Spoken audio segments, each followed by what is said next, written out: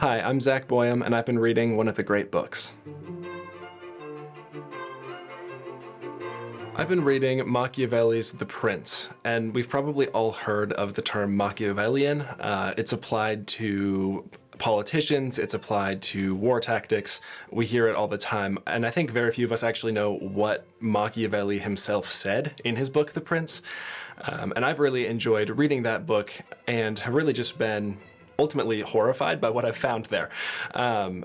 Machiavelli really just replaces a traditional virtue ethic in his book, The Prince. So traditionally in classical thought, virtue is what leads to human happiness. The goal of the human life is eudaimonia. It's this idea of human flourishing. However, how Aristotle would say you get there is through pursuing virtue. However, Machiavelli replaces that idea. He says that the end goal of the prince or the ruler is not eudaimonia, it's not human happiness, it is the preservation of his political power.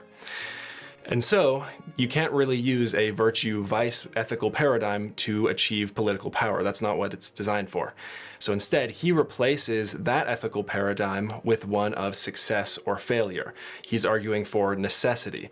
He's not arguing for virtue or vice, pursuing what's good. He's saying, what do you have to do that's necessary to maintain your political power? Machiavelli doesn't entirely get rid of this virtue or vice paradigm. He still says the ruler needs to appear as virtuous, but he needs to be able to sort of dip into evil. He needs to be able to use vice for the sake of preserving his power. And that really, I think, is the crux of what Machiavelli is saying here. You need to be able to use evil, to use good, to use the appearance of either in order to maintain your political power.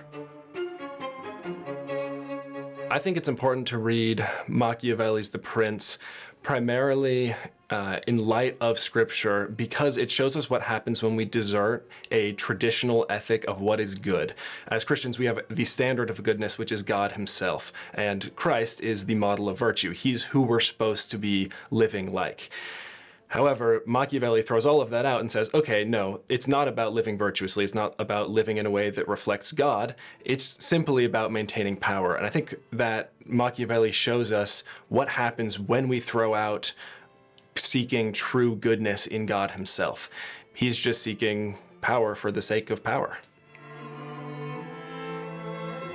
Studying the classics at Bethlehem has, I think, just really given me a connection to the history of thought. It's helped me to learn how to think, not just how to perform a specific job or a specific task, but it's taught me how to think. Reading books like Machiavelli, Aristotle, the Bible, throughout all of history has given me just a connection to this is how humanity has thought through things, to read those in light of Scripture, and then to be able to come out the other side knowing this is how I need to live in light of that.